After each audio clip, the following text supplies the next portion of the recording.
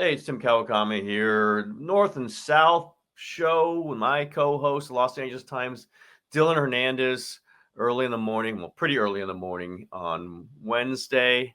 Had a little Lakers Warriors ball game in LA, Dylan. We both watched it pretty carefully. We both watched these teams a lot. No Anthony Davis. I don't know how, LeBron was a little sick. But Warriors look pretty good. Dylan, are you a little shaky on how the Lakers are going to go into this play-in? I mean, I think both teams are destined for the play-in. We've known that for a while. I'm not feeling too good about the Lakers right now, Dylan. How about you? Yeah, well, I mean, again, I guess the most important thing is just right what's going on with Anthony Davis, right? I mean, Yep. he got hit in the last game, and obviously, so now he's talking about nausea and stuff. He is not in concussion protocol. God, it sounds like a Um, concussion to me, man. It sounds like a yeah, concussion to me. But exactly. Yeah, and I think that's why Darvin Ham was asked about that, right? And so, I think obviously without either of the big two guys, they just kind of have no chance here. We saw that yesterday. I thought LeBron actually looked pretty good. yeah, I thought he looked as quick and as fast as he has for a lot of this season. It's just kind of, you look at the final stats, and Hachimura and Reeves wound up with decent stat lines, but they just weren't there for enough of the game. Same thing with D'Angelo Russell, right? And you got to have a couple of those guys going. And I think when you look at the season as a whole, frankly, right? I mean, I think, kind of what gave the Lakers some hope coming into the season, was how those guys played during the playoffs last year, at least Hachimura and Reeves. They thought, okay, maybe you can kind of build on that. And, while each of those guys has had, stretches that were pretty good, just hasn't been consistent, and you just kind of see that in a game like this. Anthony Davis isn't there. And, I felt like especially Reeves really kind of needed LeBron to get him the ball in certain spots to get going. Right. So, they're going to need obviously to, create their own shots, and it's kind of not happening. And the bench was bad. And, they just do. I also thought the Lakers just did a lot of like little things that like bad teams do. There was, just kind of like just ill-advised shots, off the ball fouls and stuff that I just thought were just kind of completely unnecessary. And, obviously when the Warriors are having the kind of day where Draymond Green is just like knocking down threes like that, they're just not going to have a chance. Thought the Warriors looked pretty good, for, yeah, for yeah. kind of like I'm an write a outside column. vantage point. Yeah, I'm gonna write a column about him today. I almost wrote it a couple days ago when I asked her, like, "You're gonna have a better record? Or are you a better team?" And he goes, "Yeah, we're a better team." And he's right. Like, they're gone through a ton of stuff, but they are a much deeper team. And that's just going off of last night. They had got Pajemski and Trace Jackson Davis, a little Kaminga, Gary Payton II had that nice block of Ryu. Poor Ryu, that was a freaking swat from a 6'3" guy at the rim. They just have more guys, and we saw them last night. Hasn't been every night. Chris Paul was fantastic I last thought night. Chris Paul was really good. Yep. Yeah. And like there's just like plus 21, whatever. I mean, just really solid. The game settled down when Chris Paul, like the Warriors were talking about. They've just got more stuff. You compare it to what the hell I'll do in the column, but compare it to the people they're pulling out. Like JaMychal Green started a game in the series against the Lakers last season. That's hard to believe. And doesn't mean that they're going to a great team. I just think they're better than I think I've been saying this for like several shows, right, Dylan? I just think they're better than the Lakers. Yeah. Obviously, top end Lakers, Anthony Davis when he's healthy, LeBron, they're very, very tough to beat. But I don't know, those guys are not healthy all the time. Anthony Davis has had a very healthy season, but now we're seeing some issues and how strong is he going to be going into the play-in. And Warriors just got the extra guys, and it helps. Those extra guys help. They did not have them last year. Like, Wiggins was out for a bunch. He wasn't great in the playoffs. Jordan Poole was terrible in the playoffs. They just didn't have those other guys, and now they've got some of them. Not great guys. It's not comparable with the Nuggets, not comparable with OKC, but like you can kind of see this. I don't know where it's headed, but they're reeling in these teams. Like I'm doing all this playoff odds. That's what I'm doing this morning at freaking 7 a.m. Just kind of curious about them. And they're like got a real shot to get to 8. I don't know if it's the best shot, but it's a shot. And of course, that gets them out of the 9-10 game, which is preferable. You get 2 shots. If you lose the 7-8 game, you host the 9-10. The winner of 9-10. If you lose the 9-10 game, you're done. If you win the 9-10 game, you got to still play the loser of 7-8. So they do want to get to 8. I think they're pretty close to saying if they lose that Laker game last night, they're probably resting a bunch of guys the final 3 games. just to get they feel very comfortable playing in LA. You can see they are comfortable playing the Lakers in LA.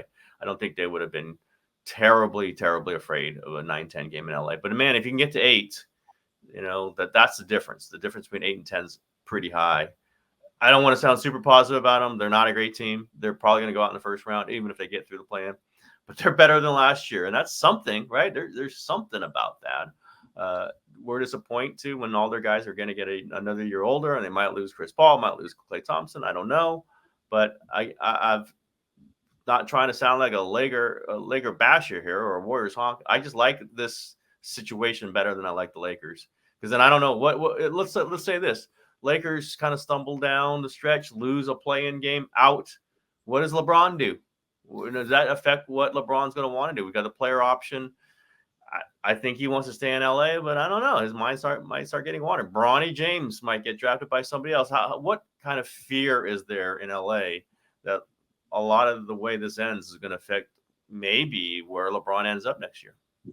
Yeah, I don't know if fear is necessarily the right word, because I'm not sure how much the city has like embraced LeBron James, right? I do think just because of kind of the city's like undying, loyalty to Kobe Bryant, and LeBron was kind of seen it as his rival, right? And so Yep. I think people have been a little bit, if anything, I kind of feel like, there, you even feel like there's kind of this undercurrent of like, hey, like let's just like move on, basically, kind of ignoring the reality that over the last however many years, when they haven't had LeBron, right before LeBron, it was really bad. There's nothing to lead you to believe that they're going to be better with LeBron gone, right? That they're somehow going to be able to kind of remake this thing just kind of because it's kind of the same front office, obviously same ownership. That said, yeah, I think Bronny James is kind of the big X factor here, right? And there are things here we can't really like account for either in terms of kind of the family dynamic, right? LeBron seems like a very supportive father. He goes to every SC game that he can. Even when even he's got the younger son in high school, he's there whenever he can be. Now that said, being a teammate with your dad, I think is like a whole different dynamic, right? And that's not up to Bronny at this point, though. I don't think. Yeah, but I think though, I do think though that if Bronny says, right now, and again, right, this is kind of like multi-variable calculus here, right? Because does Bronny not get drafted if his dad doesn't come with a package, so to speak, right? If it kind of, right, if the word gets around that, hey, one doesn't necessarily mean the other, maybe at that point, Bronny has also entered the transfer portal. So that's, I still think in my mind, that might be like the most likely thing that happens, is that he goes into the portal and ends up somewhere else. But we don't know, again, if dad and son have kind of had that discussion yet, right? I'm coaching my, last year I coached my 10-year-old kid, right? And there's certain friction that kind of comes in between. My dad coached me when I played soccer, right? And it's easier just sometimes when your dad's not around, especially when you're a certain age, Yeah, and again, we're talking about a kid. I don't think that's up to Bronny. It's not. It's absolutely not. But I don't know, man, because the fact that like LeBron is kind of backed off a little bit, right? He went from like, hey, this is what I want to do, to kind of like, hey, he's kind of got, at least in rhetoric, he's kind of backed off that a little bit. I do think that if the kid is like, hey, dad, this is going to make it really hard for me, or I'll be really uncomfortable about it. Now, personally, I actually think it's a great setup if you're Bronny, right? In that you're going to have this, right? Again, you won't find anybody more loyal to you than your father. Right? The guy knows the game. I mean, in terms of like kind of mentoring you and shepherding you into the league, I don't think that there's anybody better to do that in this situation, right? I mean, he's going to basically secure you a roster spot too in the process. That's important. Again, that's important. It's very important, right? Now, again, though, like if you think, because there is an athlete, I think, in Bronny James, he's just kind of not. And again, we don't know the effect that the cardiac incident had and stuff. He just kind of seems very passive. The guy that I saw this year is just kind of like not an NBA player at this point. Whatever the reasons. Now. So do you, if you think you can get there, though, because it certainly seems like, look, the kid's really good on defense. I mean, he's spectacular blocks. His dunks are spectacular. So there is an athlete in there somewhere.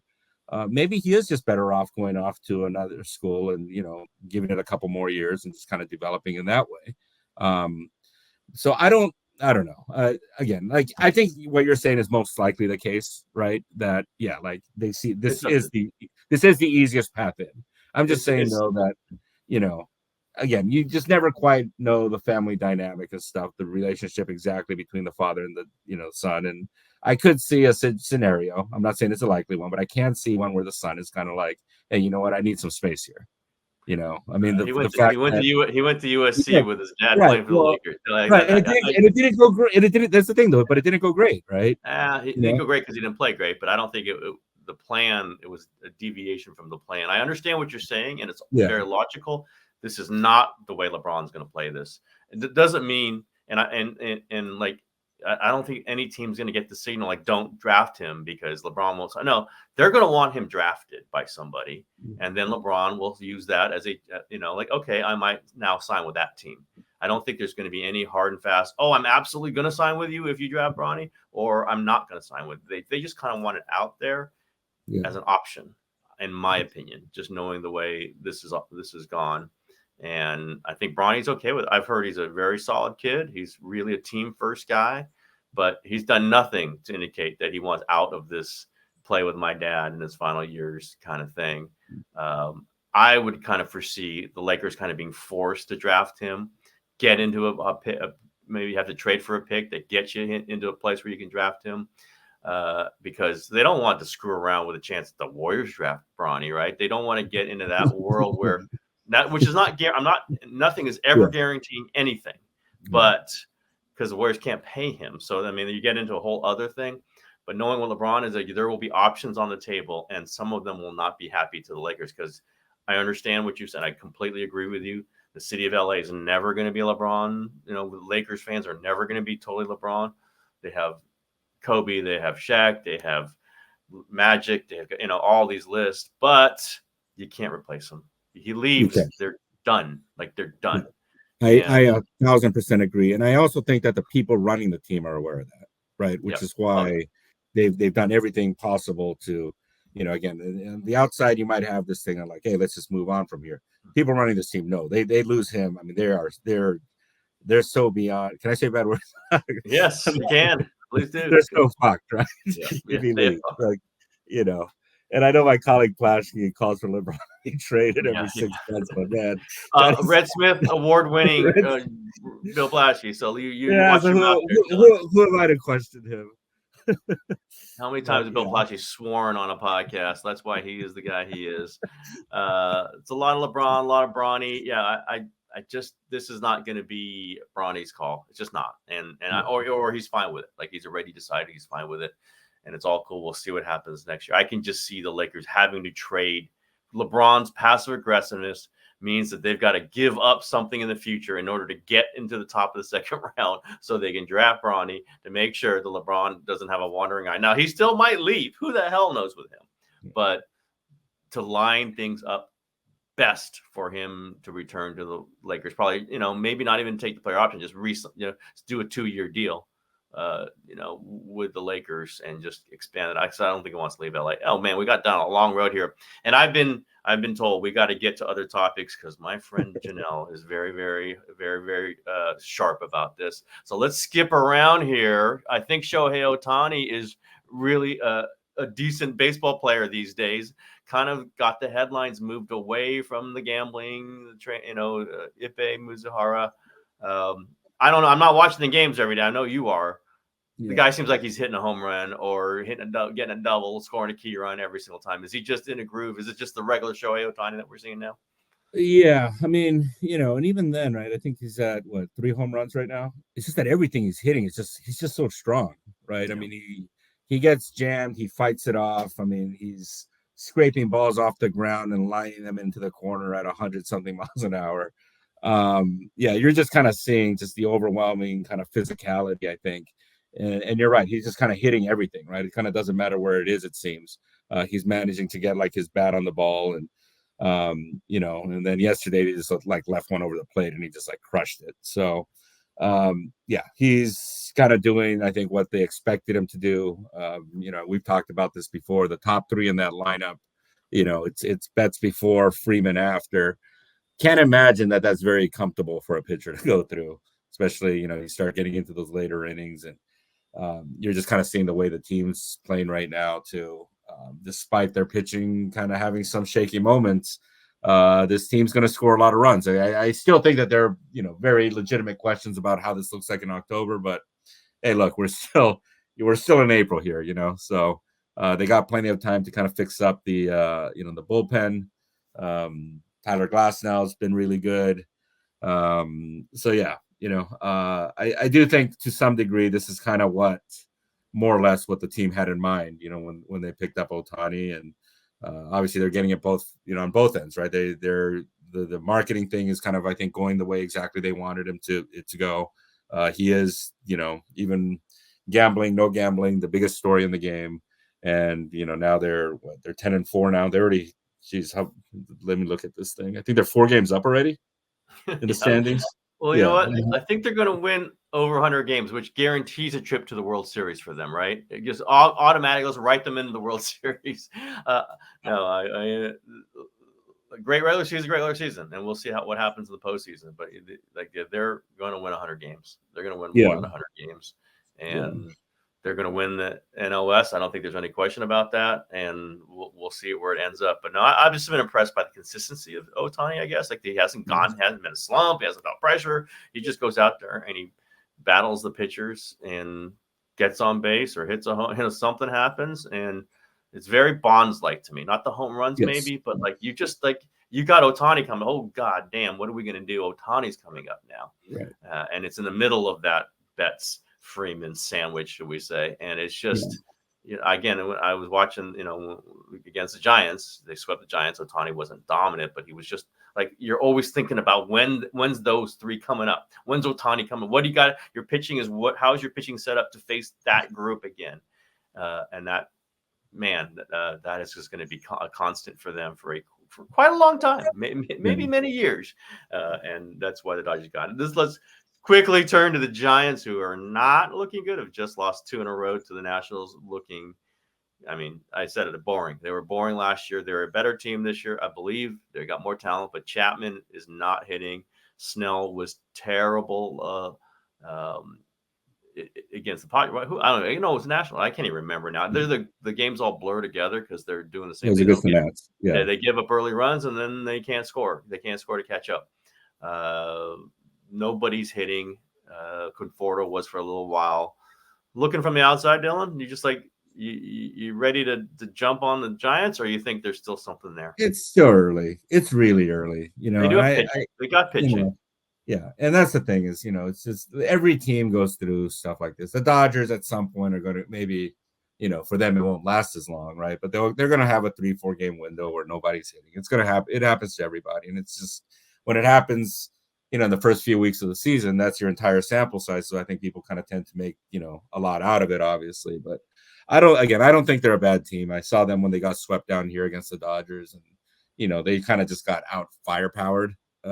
But to me, they look like a pretty decent team. I expect them by the end of it's interesting, right? Because I think, all the next 3 teams in the NL West, the Padres, the Giants, and the Diamondbacks all kind of did something to address their pitching, at the end. And so, and they were all, at least, the Padres, and the Giants were okay last year. I know the Diamondbacks, and the Giants were okay last year. World Series team. Yeah, the World Series team, and they, theoretically they should be a little bit better this year. And, the Padres, they lost Juan Soto, which is kind of big, but again, they did at least something to try to address their pitching. And so I expect the division to be a little bit more. I think the Dodgers are obviously just going to run away with this. They were ready. They already have their lead, and it's just going to keep getting bigger probably. But I think that the next 3 spots, kind of fighting out for the playoffs, I think it's going to be very interesting. And I think all 3 of those teams, you kind of again, you look around the league, there are not many great teams in this league. I like Atlanta. Obviously, I like Philadelphia. Yeah, but you kind of look at the rest of the league, and it's kind of okay, I don't know. Like, am I buying on the Cubs? Probably not.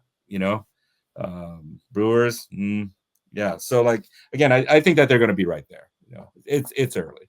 Yeah, I think the Dodgers are going to go off and running. You get whatever behind them, who cares? It's the Padres and the Diamondbacks. That's the race. Just stay within reach, or in their minds, hopefully ahead of them, which they're not right now. But you try not to let one of those teams get way out in front of you for that wild card thing. Just knowing that someone else, Phillies or somebody's going to get off to a decent start, and just get in that 86 win thing. Just be good, okay. Don't be terrible. It's just in the bigger picture with the Giants, they have this huge fan base. They've got to try to win back. That has soured on them over the last 2 years. That feels the lack of star power. It's certainly a lack of star power, which the Giants have not been able to produce from the farm system. Maybe Kyle Harrison looked pretty good last night, but again, 5 innings and young pitcher. You don't know how that's going to work out for a full season. And they try to import these guys, right? They try to get Snell. They try to, Chapman. They bring in some other guy. Jung-Hoo Lee has been fine, but not, okay. He's been okay. You got to win back these fans. Like somehow, it shouldn't be. It's not exactly about wins and losses. I think the opinion is like if they just win, the fans will come back. But there's a lack of excitement. There's a lack of dazzle. You don't want to just try to pay for dazzle, but it's not there. It is not there with this team. We shall see how it develops, and if they can just kind of put together some series and just wait a minute, now the Giants are 500 like that, and then where it goes from there. But there's some black holes in there right now. And Nick Ahmed is not a good hitter. They don't hit for power. I don't think they had all singles last night. That's not a recipe for winning back a fan base. So we shall see. That's why they wanted Otani, right? That's why they wanted Yamamoto. They wanted those same guys. They just didn't have Betts and Freeman around them, which might be some of the reasons why those guys didn't sign with the Giants. Those are kind of good guys to have just to plop a superstar in around. So we'll see. Giants is like I can't even write a column about him, Dylan. That's the thing. I can't even. Like, what do you write? I'm not going to kill them. You're right. It's too early, but I can't praise them right now. There's not a compelling personality. Maybe Logan Webb is a compelling personality in the clubhouse, but let's see how this develops. I'll tell you the truth. I went to the opener on Friday and there wasn't a column there. And I've not there got a homestand. We generally try to write one column a homestand, right? Generally how columnists work in baseball towns. And I'm going to let this one go without writing a column on the Giants because I just have nothing to say beyond anything that, Andrew Baggerly is going to write great pieces and Grant Brisbee is going to write great pieces. And you know what? I think I'm going to write about Warriors. Warriors are pretty freaking, when this era of Bay Area sports is calibrated and tallied up, it's going to be Warriors. And so I'm going to kind of document this kind of end run of the Warriors, at least for now. That's a writing insider look here. Maybe it was the wrong decision, but I'm going to do that. Dylan, you had any dealings with Tara VanDerveer? I did. Epic Stanford women's coach who announced her retirement yesterday. Bit of a surprise. Not, it was always on the table. I'm sure she is in her 70s, but all-time winningest coach in college basketball, men's or women's. 3 championships, 1 Olympic gold medal, just a towering figure in the sport of basketball and the Bay Area. Dylan, your thoughts? Yeah, so back when I was working in San Jose, best media dining, I'm not sure if you, at least at the time, was Stanford women's basketball. Wow, I didn't know that. Some high-end Chinese restaurant in Palo Alto, where I guess somebody in that family played at that program. Okay. And so even years later, I guess the family continued to do the media dining. I had lobster in there one time, right? Mm-hmm. And so I let Butcher Race know that hey, if you ever need anybody to go cover that, I am more than happy to. And that was the the Candace Wiggins era, right? And she was just a phenomenal player. Great crowds. And kind of throughout this whole thing, right? VanDerveer was, she's big in stature, just kind of this really towering figure, kind of in more than one way, right? No matter kind of what's going on around and stuff, just kind of this, there's certain people where you just feel the strength, and they don't have to say too much, but you just kind of feel, kind of the gravitas, and that to me, right, and you saw it in their record, right, just the kind of the consistency over the years. I mean, they were always good, and so yeah, and kind of going back, right, I mean, she was kind of from that era, right, when when she started, right, where they just kind of didn't have the resources, and you kind of hear all that, and seeing what she built it into, right, and it's all connected even to, right, the big Final Four numbers that the women's tournament had this year really was kind of built on the backs of like people like this that like literally like started this program like out of nothing, and had the not just a vision, but again, to me, what was kind of really just impressive was just kind of this resolve. And even however many years later and however many wins later, when I was covering her, I guess it would have been like in the mid 2000s, you could still feel like she had that there. There wasn't any, okay, I've won this much now, I'm right. There wasn't any, I'm kind of Tara VanDerveer, I felt, is she kind of still knew that like she still had to be this for kind of this entire ecosystem to exist. Yep. I mean, just West Coast basketball, you had Tennessee power, you had UConn power, and for her to kind of just establish this thing, Ann Killian wrote about this and knows it a lot better than me, but like just this was a consistent quality that it was going to be an important program. You knew it. You're thinking of women's basketball in the West Coast on how Stanford was, and the other teams were rise and fall. USC obviously was great before that Cheryl Miller years, but I just think that kind of this West Coast bastion of not dominance, but certainly high quality basketball to watch. My dad loved Stanford women's basketball, just loved watching them. The quality of players and the quality of character that people came through there. Candace Wiggins and Jennifer Azzi and Jane Appel, and we can go down the list. Lindsay Yamasaki, I'll throw her out there, the Japanese American. But it is just kind of a fixed thing. You knew it was there. You knew, Pac-12, Pac-10, Pac-8, all through the years, there was this, like you think of Duke men's basketball, like you think of Kentucky and going through some things right now. And that's so important as you're climbing, right? As you're building, as you're establishing yourself as the thing. And it is interesting that it happens as women's basketball has this incredible epic peak with the Final Four, with Caitlin Clark, with South Carolina, Dawn Staley, such a figure right now. She's as big a coaching personality as there is in basketball. You like any NBA, whatever. And VanDerveer was a huge part of that. Always was.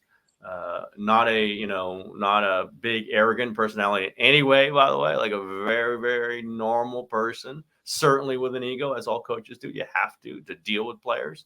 But it was just, to me, it was about the consistency. You just thought about the college basketball season through where Stanford was going to be. What's Stanford going to be? And okay, UCLA coming up on them. Are there other teams? You see Gonzaga good in the way. Like, how is that all going to fit? Well, let's see where Stanford is.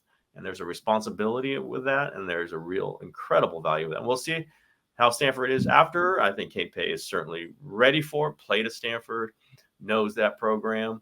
But you never know, right? You never know with a person coming after you. Pat Head Summit, I think now is like that. They just fired their second coach after her at Tennessee. Who knows what UConn will be like after Gino Auriemma? You don't know. These are legends and they're not just there by accident. They're not just there because they built the program. But I just go, through the Stanford years. Like I just knew, I thought about the season in women's basketball through the viewpoint of what's Stanford going to be like, and then you worked it out from there. And that there are very few people in any sport you kind of think through that. I think, with Bill Belichick, and Jim Harbaugh, like, you just know those figures. This is how you think about the sport. Mike Krzyzewski and Dawn Staley now, and absolutely put Tara VanDerveer in the Hall of Famer. I was out there for when she made the Hall. It was Chris Mullin and Tara made the Hall of Fame the same year. I think it was 2010 or 2011. I can't forget what year. I went out there and wrote about it. And I wasn't, I'm certainly looked at not as a Stanford women's basketball insider. So like some of that I get, what are you doing here? Not from her, but from people around her. But that's okay. But Hall of Famer, classic, pure, all, top of the mark Hall of Famer. Like there's just no question. You think of Hall of Fame, And, she was in it. She's in it. And there are people who are going to be trying to follow her into the Hall of Fame. And they'll be really, really valuable contributors as they try to emulate Tara VanDerveer. Yeah, and I think, one thing too, right, is when, and I mean, this still is the case right now, right, where, okay, sure, right, the Bay Area now is getting like a women's WNBA team and stuff, but, I think like when I was there, a semi-pro team came in for like a year or two, right, but it was gone the next. That Stanford program gave, because you also saw, I mean, while there were, kind of like the older fans that you can tell have been watching that program for like 20 years, you also saw like the number of, girls that were out there, right? And, there you would see teams going out there. And it kind of, right, it gave them a place like, okay, this is, you want to go watch like high-level basketball. You want to, right, see players that you want to, maybe one day be like yourself. Stanford gave the Bay Area that place, right? And again, I mean, here in LA, right? I mean, you talk about, teams coming and going, and right, this program might be up and this one might be down, and right, this professional team just disappeared. Just as a parent now, right, and my daughter's kind of aged out of like going to watch sports and stuff like that, and in terms of that, but like, yeah, it's hard to kind of find a place. Okay, like this is where we're going to go, right, and this is a team that or a program that you can become attached to. That's very hard, I think, and again, for a long time, Tara VanDerveer, Stanford kind of provided that, I think, for a lot of people. So you reminded me, I forgot my niece is a great basketball player when she was in school, and it coaches a little now, firefighter, by the way. And she doesn't like fan out about many things, but she sent me a video of her bringing her team, her girls, to a Stanford women's basketball game, and there was Tara who went out and talked to them. And she does not, and Jenny is not the person who's going to go crazy over fans, over major sports people, including her uncle. But she was like, look at this. I can't believe it. The Tara was so great. So like that stuff matters. It just matters. It matters on the granular level, and it matters on the big picture that there is someone, an institution. That's why an institution maybe is used coldly sometimes, but this is not an institution. Like this is like there's someone fixed in place who we know we can aspire to, we can watch, who will provide us entertainment, will provide us structure. And we just know 30 games, 34 games a year and beyond, there's something that is really, really good going on there. And there's not many you can name, right? There's not many you can name. Like, UCLA thought it was, how then the coach goes. USC coach, you just see movement throughout. That's fine. That's the way it normally goes. Didn't happen that way with Tara VanDerveer. Just stayed at Stanford, stayed with what she built. And we know the product that was through, the players that have come through, the players that have communicated. And that's like, she kind of had like a 3-year, 4-year, like she kept breaking these records. So they'd have all these ceremonies and conversations about her. And winning the national title a couple of years ago, I think, was kind of the crowning glory that she could, could she compete in this modern age of these new players? And they win the national championship a couple of years ago. And I think that was kind of like, this person is relevant now, as relevant now as she was 20 years ago, and she was super relevant back then. So, Dylan, I'm glad we brought this up. It's a good conversation about Tara VanDerveer. It was. Yeah, it's a good. I remember you writing. Those are really good memories for me, actually. Like I really enjoyed. Yeah, because the food, Dylan. You're the first person who brings up food. Candace Wiggins was ridiculous. Yeah, was she was really good. Jane Appel was. Yeah, Jane Appel was there. Yeah, but Candace Wiggins was just like electric, man. Yeah, absolutely. She could do everything. Yeah. All right, Dylan. I think we've bopped around there, and we got some more things to talk about, I'm sure, next week. But we'll hold them for next week. Dylan, I think that's the show for today. All right, sounds good. See ya. All right, bye, everybody.